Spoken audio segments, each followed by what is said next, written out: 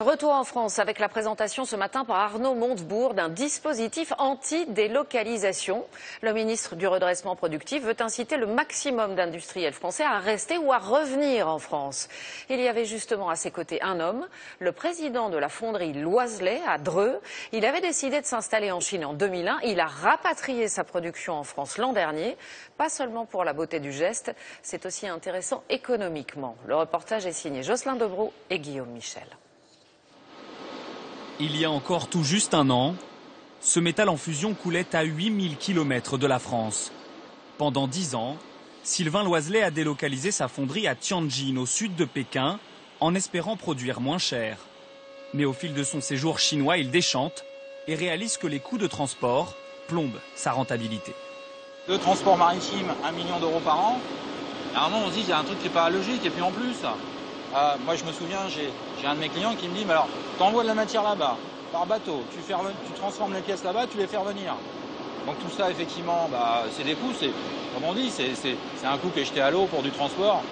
Grâce à de nouvelles machines dans son usine de Dreux, Sylvain Loiselet produit avec 84 salariés, autant qu'avec 600 ouvriers chinois. Résultat, la différence de coût de main-d'œuvre devient quasi inexistante. Une opération comme celle-ci, comme vous voyez là, eh bien, là c'est complètement automatisé et en Chine j'aurais 4-5 personnes pour toute cette opération visuelle qu'on voit. Donc là c'est automatique, les personnes effectivement interviennent dessus. Donc ça c'est un gain de productivité. Sans compter les problèmes de qualité sur certaines pièces chinoises. Au final, avec un brin de patriotisme, l'équation de Sylvain Loiselet est claire. Il réussit à produire moins cher en France. Donc à droite la Chine, à gauche la France. On peut produire en France avec un prix qui est 4-5% inférieur à ce qu'on réalisait sur la Chine. Donc vous avez décidé de revenir en France. Et on a décidé de revenir en France. Une relocalisation et une véritable aubaine pour la région et ses ouvriers, dont certains étaient au chômage.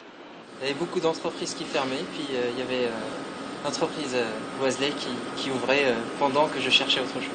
Alors, du coup, ça a été une opportunité? Voilà, tout à fait. En revenant à Dreux, la fonderie Loiselet a investi 15 millions d'euros dans les machines de pointe. Son carnet de commandes est déjà plein. L'entreprise est en passe de réussir sa relocalisation.